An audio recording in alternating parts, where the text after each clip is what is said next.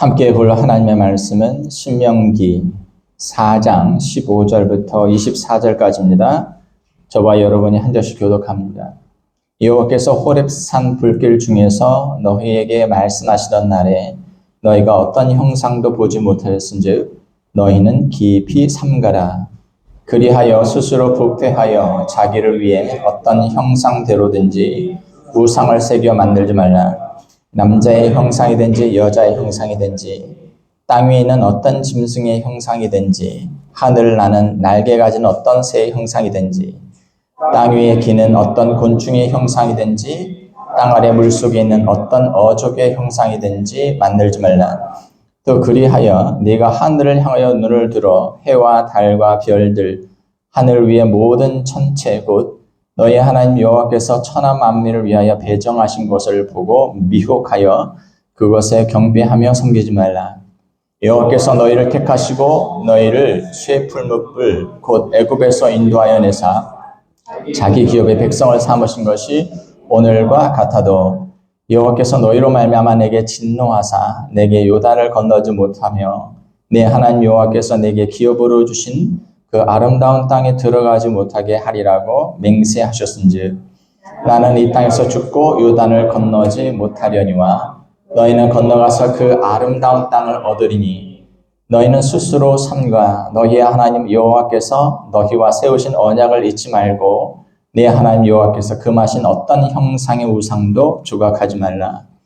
내 하나님 여호와는 소멸하는 불이시요 질투하시는 하나님이시니라. 아멘.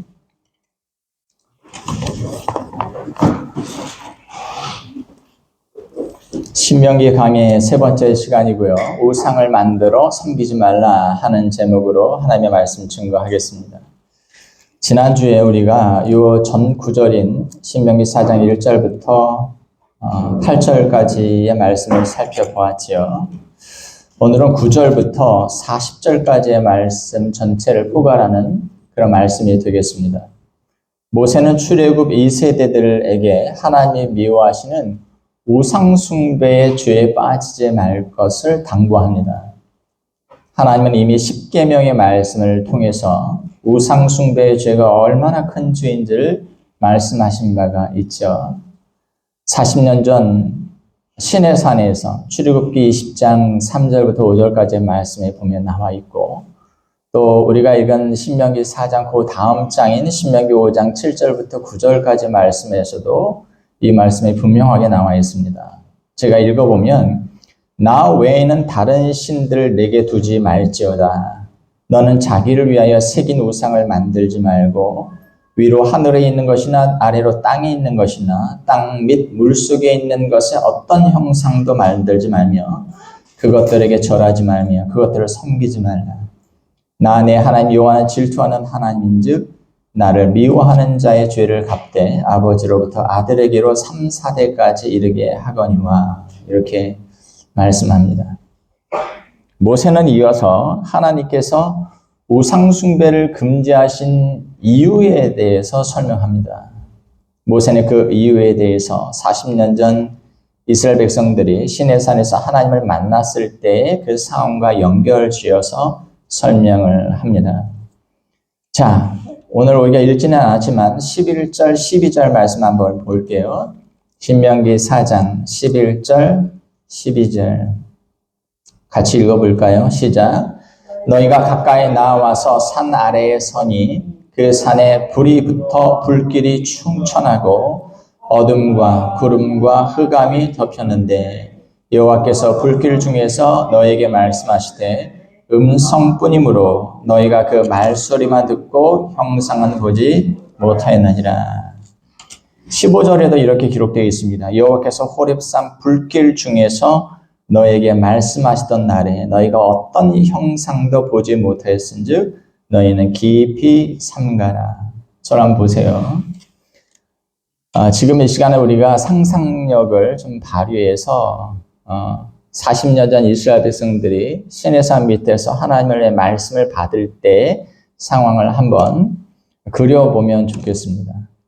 하나님께서 모세를 통해서 모든 이스라엘 백성들을 산 아래로 모으라고 하셨어요. 그리고 하나님께서 이스라엘 가운데 자신을 나타내 보이시겠다고 하셨습니다.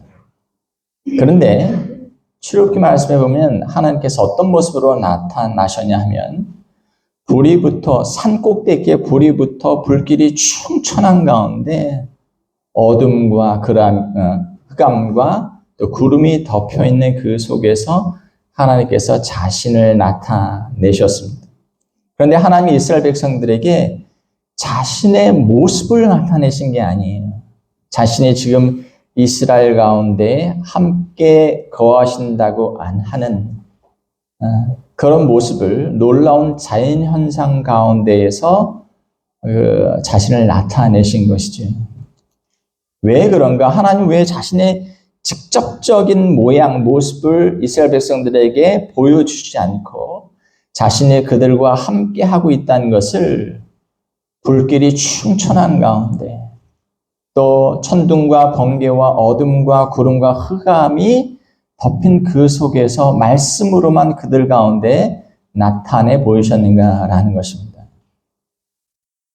왜 그런가 하면 만약 하나님께서 자신의 거룩한 모습을 이스라엘 백성들에게 그냥 그대로 나타내 보이셨다면 죄인인 인간은 그 자리에서 다 죽게 될 것이었기 때문에 그렇습니다.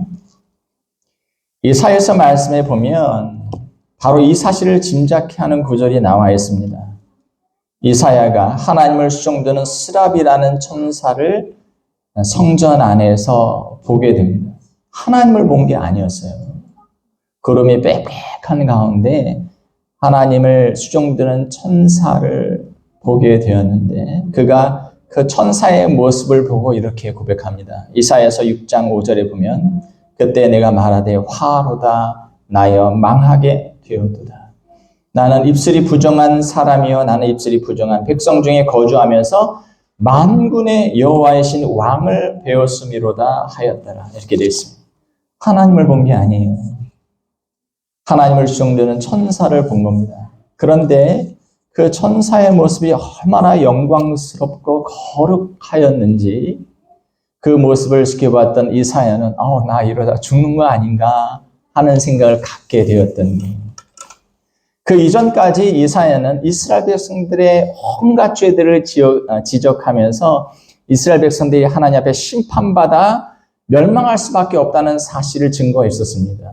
그런데 그렇게 자신을 의인의 자리에 두었던 하나님의 말씀을 선포하는 떳떳한 이사야가 하나님의 천사의 거룩함을 보고 나 또한 죄인이구나. 그리고 그 거룩함 앞에 그 순결함 앞에 자신의 죄됨이 드러나면서 내가 이러다 죽는 것 아닌가 하는 생각을 갖게 되었다고 하는 것이죠. 사실 시내산 아래에서 하나님의 임재에 대한 광경을 보았던 이스라엘 백성들도 이와 비슷한 두려움과 공포를 경험하고 있었던 것입니다. 저런 하나님이라면 우리는 죄인인데 그분 앞에 가까이 간다면 우리가 살아남을 수 있겠는가 하는 생각을 갖게 되었던 것이죠. 그래서 이스라엘 백성들은 모세에게 부탁을 합니다. 출애굽기 말씀에 보면 그렇게 되어 있어요. 하나님께서 여호와 하나님께서 자신들에게 직접 말씀하시지 말게 해달라. 당신이 하나님께 말씀을 받아서 우리에게 대신 전해주면 좋겠다. 하나님께서 직접 말씀을 우리에게 들려주시는 거 우리는 감당하기가 어렵다 했습니다. 출애굽기 20장 18절 19절에 보면 이렇게 되어 있어요. 뭇 백성이 우레와 번개와 나팔소리와 산의 연기를 본지라. 그들이 볼 때에 떨며 멀리 서서 모세에게 이르되 당신이 우리에게 말씀하소서 우리가 들으리이다. 하나님 우리에게 말씀하시지 말게 하소서. 우리가 죽을 것 같습니다. 죽을까 하나이다. 이렇게 고백을 합니다. 바로 그렇게 두려우시고 거룩하신 그 하나님이 이스라엘 백성들에게 우상 숭배의 죄에 빠지지 말 것을 지금 경고하고 있는 것입니다. 그렇다면 우리가 이 설교 말씀을 통해서 이 시간 살펴보고 싶어 하는 것은 왜 하나님은 그분의 백성들이 자신만을 섬겨야 한다고 이야기하는가라는 거죠. 왜 다른 신들을 섬기는 것을 금하고 자신만을 섬겨야 한다고 이야기하십니다. 또 하나는 하나님은 또 자신을 비교해서 어떤 형상도 만들지 말라고 명령하셨어요. 왜 하나님은 자신을 본딴, 자신을 비교 어떤 형상도 만들지 말라고 하셨는가? 우선 먼저 하나님이 자신만을 섬겨야 한다고 명령하신 이유에 대해서 살펴보겠습니다. 첫 번째, 하나님은 세상 만물을 지으신 창조주이시고 세상에 존재하는 것들 가운데는 어떤 것도 자신과 비길 수 있는 존재가 없기 때문에 하나님은 자신만을 섬기라고 우리에게 요구하고 계십니다. 여러분, 이것은 인류 역사에 있어서, 인류 문화사에 있어서 굉장히 독특한 것입니다. 어떤 민족이 믿는 어떤 신이 있는데 그 신이 절대적으로 자신만이 유일한 신이고 오직 자신만을 섬겨야 한다고 말한 그런 신을 믿은 적이 없어요. 다 신을 믿었습니다. 여러 신들을 믿었어요. 남자신, 여자신, 아들신, 폭풍신, 또 생명을 주관하는 신, 여러 많은 신들을 믿고 섬겼습니다. 그러나 여호와 하나님만큼은 이 세상에 다른 신들은 존재하지 않는다. 오직 나만이 유일한 신이다. 나만을 섬겨라라고 얘기했어요. 홀로 여호와 하나님만이 참 신이라는 여호와 하나님 신앙은 고대 근동 사회에서는 굉장히 독특한 거였습니다. 하지만 현재도 여전히 독특한 신앙의 형태인 것만은 분명하지요. 교회 바깥에 있는 사람들은 한 신만 존재한다고 여기지 않습니다. 여러 많은 신들이 존재한다고 믿고 있죠. 그러나 하나님은 다른 신들을 인정하지 않습니다. 자, 지금부터는 우리가 인간의 입장에서가 아니라 하나님의 입장에서 생각을 한번 해보도록 하겠습니다. 하나님의 입장에서 보면 하나님 외에는 다른 신들은 존재하지 않아요. 사람들은 해를 섬김의 대상으로 삼습니다. 이집트는 한때 해를 섬겼어요. 또 어떤 때에는 달을 신으로 섬겼습니다. 별들을 신으로 섬겼어요. 바다, 강, 나일강은 신적 존재였습니다. 또 어떤 사람은 큰 나무, 오래 산 나무를 신적 존재로 섬깁니다. 어떤 사람은 큰 돌을 신적 존재로 섬겨 그 앞에 가서 빕니다. 어떤 사람은 위대한 위인들, 성인들을 신적 존재로 그에게 빌면 복을 받으리라고 생각을 합니다. 어떤 사람은 죽은 인간, 또 죽은 인간이 영이 된 귀신을 믿고 사는 사람들도 있습니다. 어떤 사람은 영적 존재, 천사 혹은 악한 영들, 여러 영들을 신으로 섬기는 그런 사람들도 있습니다. 하지만 사람들이 신적 존재로 섬기는 것들은 하나님의 입장에서 보면 그것은 그저 하나님이 창조하신 피조물일 뿐이라고 하는 것이죠. 하늘의 해와 달과 별들 하나님께서 만드신 거예요. 어떤 사람들은 그것을 신적 존재로 믿고 그 앞에서 빌지만 그러나 해와 달과 별들은 하나님께서 만드신 것입니다. 바다도 강도 나무도 돌도 인간도 죽은 인간도 하늘에 있는 천사들도 타락한 천사인 악한 영들도 하나님께서 만드신 피조물일 뿐이에요. 결국 그것들을 신적 존재로 믿고 섬긴다고 하는 것은 하나님에게는 그것은 가하지 않은 것이죠. 그러니 하나님이 택하시고 구원하신 이스라엘이 자신이 아닌 자신이 만든 피조물들을 신적 존재로 떠받들어 섬긴다고 하는 것을 허용하시겠습니까? 그럴 수 없는 것이죠. 이스라엘 백성들이 430년 동안 종살이하던 애굽에도 여러 우상신들이 존재했어요. 그리고 애굽 사람들은 그 우상신들을 섬겼습니다.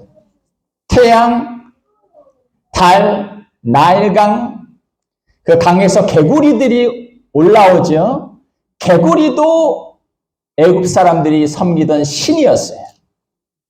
풍요를 가져다 준다는 여러 신들, 하지만 하나님은 애굽에 내리신 10가지 재앙을 통해서 그들이 믿는다고 하는 신들이 얼마나 죽어 있는 것처럼 얼마나 무능한지를 알려주셨던 것입니다.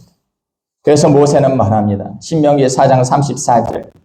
어떤 신이 와서 시험과 이적과 기사와 전쟁과 강한 손과 편팔과 크게 두려운 일로 한 민족을 다른 민족에게서 인도하여 낸 일이 있느냐. 이는 다 너희 하나님의 여호와께서 애굽에서 너희를 위하여 너희의 목전에서 행하신 일이라. 두 번째로 여호와 하나님 왜 자신만을 섬겨야 한다고 명령하시는가? 두 번째 이유는 오직 여호와 하나님만이 이스라엘을 구원하신 구원의 주요 죄인된 온 인류를 구원하실 구원의 하나님이 되시기 때문에 그렇습니다. 이스라엘 입장에서 한번 보시죠. 이스라엘을 애굽의 소나기에서 구원해내신 분은 바로 여호와 하나님이셨습니다. 온 인류의 입장에서도 한번 보시죠. 온 인류를 구원하시기 위해 자신의 아들을 십자가에 내어주셔서 구원의 길을 열어주신 분 또한 하나님이신 것입니다. 그러니 이스라엘이 그런 하나님을 저버리고 다른 것을 믿고 섬긴다고 하는 것이 하나님께 용납이 되겠습니까? 죄인된 인류에게도 마찬가지입니다. 그들의 죄를 용서하시고 예수 그리스도를 통해서 영원한 생명을 주실 분은 하나님 한 분뿐이신데 대신 다른 것들을 섬기면서 영혼의 구원을 받기를 기대하는 것이 하나님의 입장에서는 말이 안 되는 일이지.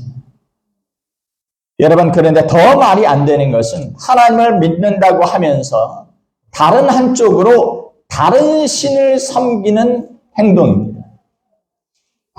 그것은 무엇입니까?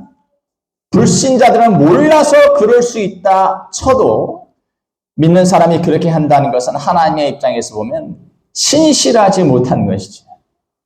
하나님께서 우리를 애굽의 소나기에서 구원해내셨고 광야 40년 동안 우리를 또 잘 보호해 주시고 여기까지 인도해 주셨으니 우리가 그 하나님을 어떻게 저버리겠는가. 하지만 우리가 가나안 땅에 들어가서는 그 땅의 사람들은 농경과 목축의 신인 바알과 아세라를 믿었기 때문에 풍요롭게 산다면 우리도 하나님도 한편으로 섬기고 한편으로 바알과 아세라도 섬겨서 또 복받는 풍요로운 부유한 삶을 산다고 하는 게 뭐가 잘못된 일이겠는가? 하나님의 입장에서는 가당치 않은 일입니다. 그런 사람의 신앙이 제대로 된 신앙일 리가 없고 그런 사람이 하나님께 복을 받기를 기대할 수 없는 것입니다. 오히려 하나님은 그런 사람에게 저주를 말씀하십니다. 신명기 5장 9절 나 내 하나님의 여호와는 질투하는 하나님인즉 나를 미워하는 자의 죄를 갚되 아버지로부터 아들에게로 3, 4대까지 이르게 하거니와. 여러분, 우리가 질투하시는 하나님이라는 개념에 대해서 배웠습니다. 질투, 칠거지약, 어디 여자가 남편에 대해서 가타부타 이야기를 하고 질투를 해. 소방 맞기 딱 알맞구만. 그런 개념이 아니라 그랬어요. 부인이 남편을 사랑하는데 남편이 자기에게 돌아와야 할 정당한 애정이 나 아닌 다른 여자에게 간다면 나는 가만히 있어야 됩니까? 부인 입장에서 나는 마음이 너그러운 사람이니까 내가 정말로 사랑하는 내 남편이 나만 사랑하지 않고 다른 여자를 사랑해도 나는 내 남편을 사랑하니까 괜찮아. 그렇게 할 수 있겠습니까? 그것에 대해서 불만이 일어나고 질투가 일어나는 것은 당연한 거예요.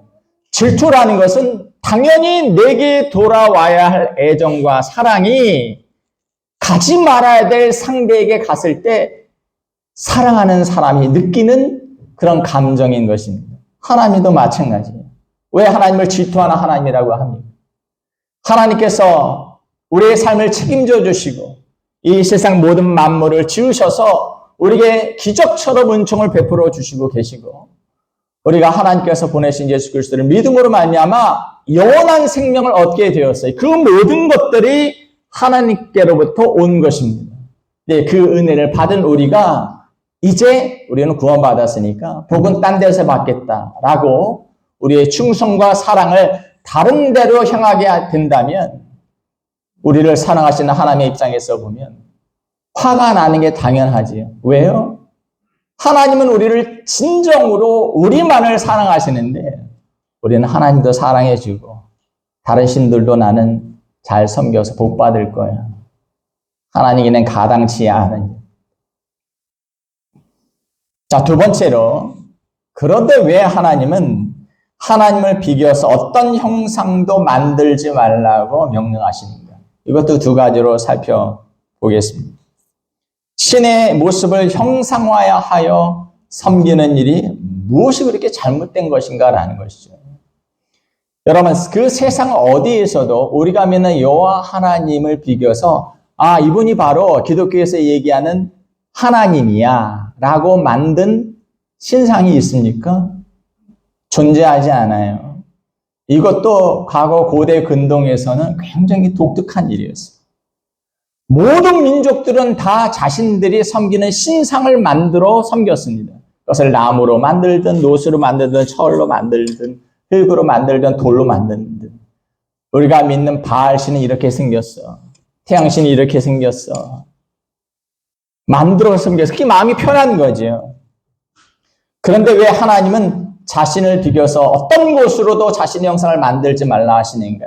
그 첫 번째 이유는 하나님은 어떤 형상에도 갇히거나 제한을 받아서는 안 되는 하나님이시기 때문에 그렇습니다. 사람들이 신상이나 우상을 만드는 이유가 뭘까요?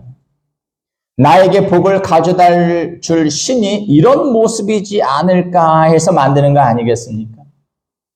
그리고는 적당한 곳에 안치를 해두고 필요할 때마다 그곳에 가서 복을 빌지요. 지성으로 빌고 재물도 드리고 돈도 내고 하면서 내가 원하는 복을 내려달라고 하는 겁니다. 당신이 내게 복을 줄 것 같아. 그런데 당신은 이렇게 생겼을 것 같아. 그리고 여러 가지 재료를 섞어서 만들고 그 앞에 가서 비는 것이죠. 남편이 승진이 잘 되기를, 남편에게 추근되는 여자도 물리쳐 주시기를, 시험 치는 내 자식 척척 잘 대학에 붙게 해 주시기를, 내 이번에 시원 나가고 또 국회의원 나가는데 붙게 해 주시기를, 대통령 되게 해 주시기를, 그 앞에 가서 선한 사람들, 착한 사람들뿐만 아니라 도둑도 빌고 사기꾼도 그 앞에 복 달라고, 잘 되게 해달라고 빕니다. 여러분, 신상이나 우상은 인간의 욕심과 욕망의 투영입니다. 내게 복을 가져다 주는 신은 이런 모습이지 않을까? 그리고 그 신은 내가 지성을 다하는 동안은 내게 해코지해서도 안 되고 내가 원하는 대로 해 주어야 하는 것입니다. 여러분, 이스라엘 백성들에게도 이와 비슷한 사건이 있었습니다. 지금부터 40년 전 이스라엘 백성들이 이 말씀을 받는 이 순간부터 한 40년 전에 모세가 시내산에서 하나님으로부터 계명의 말씀을 받는 동안 이스라엘 백성들이 바로 이러한 우상 숭배의 죄에 빠지게 되었던 겁니다. 모세가 시내산에 올라가서 40일 동안 말씀을 받는 동안 산 아래에 있었던 이스라엘 백성들이 너무 답답했던 거예요. 모세가 40일 동안 음식도 가져간 게 없는데 혹시 죽은 거 아니냐. 뭐 어찌됐든 애굽에서 우리를 구해준 여호와 하나님이 위대한 것만은 사실이니까 우리가 그 하나님을 믿도록 하자, 섬기도록 하자. 그 하나님이 어떻게 생겼을까? 그래서 만든 신상이 금송아지 상이었습니다. 열심히 있었어요. 다들 가락지 빼가지고 금송아지 상을 만들어 가지고 그 앞에서 먹고 뛰놀고 제사를 드렸던 것입니다. 근데 궁금하지 않으세요? 왜 금송아지 상이었을까요? 그들이 자신들을 구해준 여호와 하나님의 신을 여러 많은 모양이 있을 텐데 왜 송아지 상으로 금으로 만들어 그 앞에서 빌고 춤추고 먹고 광란의 파티를 벌였을까요? 애굽인들이 섬겼던 풍요의 신이 바로 황소신 아피스였기 때문에 그렇습니다. 애굽에서 그들은 봤어요. 큰 송아지상 앞에서 애굽 사람들이 제물을 드리고 제사를 드리고 그 앞에서 먹고 뛰놀고 그리고 비는 걸 봤거든요. 애굽이 풍요로운 걸 보니까 바로 이 황소신이 복을 주어서 애굽을 그렇게 잘 살았던 거 아닌가. 우리를 구원한 여호와 하나님 신도 우리에게 그런 풍성한 복을 주는 그런 황소신 같은 그런 분이었으면 좋겠다 생각해서 금가락지를 빼서 황소신을 만들었다는 거예요. 무엇입니까? 우리를 구원해 줬던 이 세상을 만들었던 간에 당신은 그냥 거기 있으면 돼. 거기 있으면서 우리가 빌면 우리에게 복을 주기만 하면 돼. 라는 태도였던 것이죠. 하나님은 자신의 백성들이 하나님에 대해서 이러한 태도를 가지는 것에 대해서 허용하지 않으셨던 것입니다. 여러분, 이사야 선지자는 우상숭배 어리석음에 대해서 이렇게 지적을 한 적이 있어요. 이사야 선지자가 가만히 보니까 이스라엘 백성들이 여러 가지 신상들을 만들어서 섬기는 거예요. 우상숭배에 빠져 있는 거예요. 그런데 그 모습을 지켜보면서 웃음이 나왔습니다. 목수가 산에 올라가서 나무를 베어옵니다. 그리고는 그 나무를 이제 잘라요.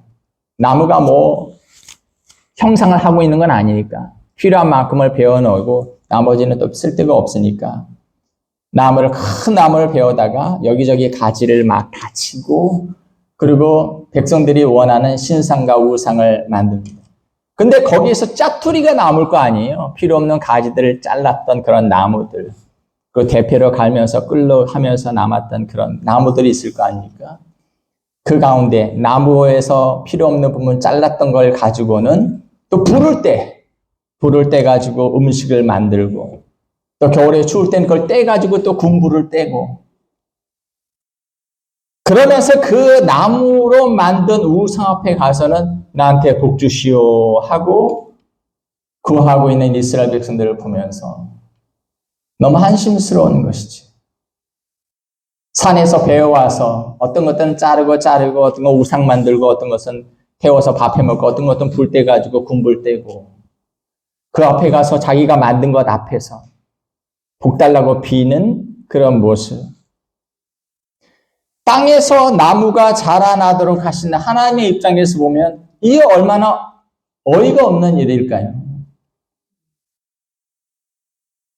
인간들에게 그늘을 제공하고 때로는 가구를 만들 때 쓰기도 하고 낫을 만들 때 쓰기도 하고 음식을 해먹을 때 쓰기도 하고 퇴비가 되기도 하고 근데 그걸 가지고 신상을 만들어서 그 앞에서 빈다? 복을 달라고? 하나님은 우리의 바램과 기대에 제한받으신 분이 아닙니다. 하나님 당신은 이렇게 생긴 분이니 거기 가만 계시고 우리가 빌 때만 우리에게 복을 주시오. 하나님은 그렇게 제한받으시는 분이 아닙니다. 하나님은 우리의 행복을 위해 존재하시는 분이 아니 우리의 기분을 맞추어 줘야 하는 분이 아닙니다. 두 번째로 왜 하나님은 자신을 비게 어떤 형상을 만들어서도 안 된다고 말씀하십니다. 두 번째는 아까도 말씀드렸듯 그 우상과 형상은 욕심과 욕망의 투사이기 때문에 그렇습니다. 애굽에서도 마찬가지고 그리고 이제 들어갈 가나안 사람들도 하나님이 미워하시는 우상 숭배의 죄에 빠져서 하나님의 심판을 받게 된 것입니다. 애굽도 가나안의 우상 숭배 신앙도 그것을 섬기는 사람들로 하여금 하나님이 미워하시는 죄와 타락으로 이끌게 됩니다. 가나안의 우상 숭배 의식에는 차마 말로 표현할 수 없을 정도의 성적인 그런 타락이 개입되어 있었어요. 여러분 어떤 경우에는 자신의 자녀를 불에 태워 죽이는 그런 일까지도 우상숭배 신앙 가운데에서 이루어졌습니다. 무슨 이유로 자기 금쪽 같은 자녀를 우상신 앞에 제물로 드리고 있었을까요? 복 달라는 거예요. 내가 이 정도의 성의를 표하니 복을 주어야만 하는 신은 나한테 풍요와 번영을 가져다 달라는 것이지. 여러분, 옛날만 그렇습니까? 우리가 복 받기를 기대해서, 풍요와 번영을 기대해서 자식을 제물로 삼아 우상신에게 드리는 일이 과거에만 있었던 일일까요? 오늘날에도 많은 신자들이 풍요와 번영을 기대하면서 하나님보다는 돈과 욕망을 조차 치닫고 있지 않습니까? 하지만 많은 신자들이 결국에는 건강을 잃고 돈도 잃고 신앙까지도 잃어버리게 되는 상황까지 가고 있는 걸 우리가 보지 않습니다. 우상숭배의 핵심은 무엇일까요? 탐심이 아니던가요? 신앙만 해가지고는 돈 벌고 성공하기 어려워, 마음 독하게 먹고, 기회가 있을 때, 기회가 왔을 때 벌 때 벌어야지, 신앙생활은 나중에 할 수도 있는 거잖아. 여러분, 그렇게 해서 그런 마음을 품고 성공한 사람을 보았습니까? 또 그렇게 성공한 사람이 다시 이제는 됐으니까 이제 하나님께로 돌아가자, 이제부터는 하나님을 잘 섬기자 하는 사람 보았습니까? 그런 사람은 사업이 잘 돼도 교회 못 나옵니다. 그런 사람은 사업이 안 돼도 교회를 못 나와요. 사업이 잘 되면 주일날 매출이 얼만데 가게 문을 닫냐라고 못 나오고, 사업이 안 되는 사람은 주일이라도 문을 열어야 렌트비 내고 살지 라는 생각에 주께로 못 돌아옵니다. 그나마 어려운 일을 만나고 깨닫고 다시 신앙으로 돌아오게 된다면 그것은 하나님이 베푸신 은혜인 겁니다. 사도 바울은 우상 숭배를 이렇게 정의했습니다. 골로새서 3장 5절 6절. 그러므로 땅에 있는 지체를 죽이라. 곧 음란과 부정과 사욕과 악한 정욕과 탐심이니 탐심은 곧 우상 숭배니라. 이것으로 말미암아 하나님의 진노가 임하느니라. 오늘 말씀을 정리합니다. 홀로 하나님만을 섬겨야 하는 이유는 두 가지입니다. 하나님만이 온 세상의 창조주가 되시기 때문이고, 두 번째로 하나님만이 홀로 우리를 구원하실 구원의 하나님이 되시기 때문입니다. 왜 우리는 우상숭배에 빠져서는 안 되는가? 그 첫 번째로 그것은 하나님을 무시하고 그분께 신실치 못하는 행위이기 때문에 그런 것이며, 두 번째로 우상숭배에 빠진다고 하는 것은 하나님을 저버리고 욕심과 욕망에 빠져 세상으로 향하고 있다는 것을 나타내는 행위이기 때문입니다. 하나님은 자신만이 참 신임을 선포하고 계십니다. 그분께 신실하십시오. 온갖 좋은 것들을 우리에게 은혜로 베풀어 주고 계신 분은 하나님이십니다. 자신의 하나밖에 없는 아들 예수 그리스도를 우리에게 보내주시고 우리에게 주실 수 있는 가장 귀한 것을 주셔서 우리에게 영생의 소망을 안겨다 주신 분도 하나님이십니다.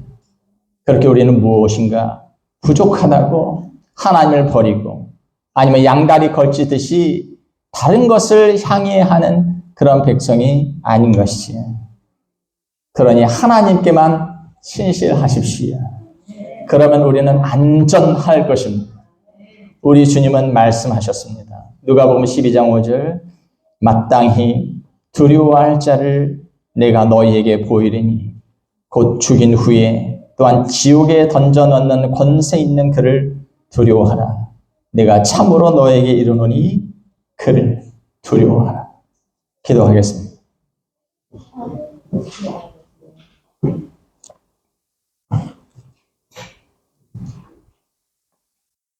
이 천지 만물을 지으신 하나님 아버지,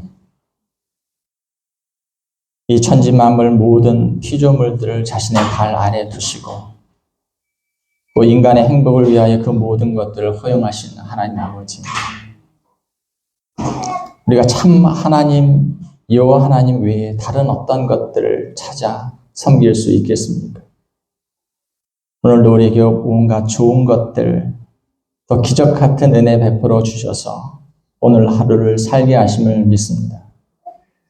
우리에게 구원의 은총을 베풀어 주셔서 예수 그리스도를 믿음으로 말미암아 영생의 소망을 갖게 하시니 감사드립니다.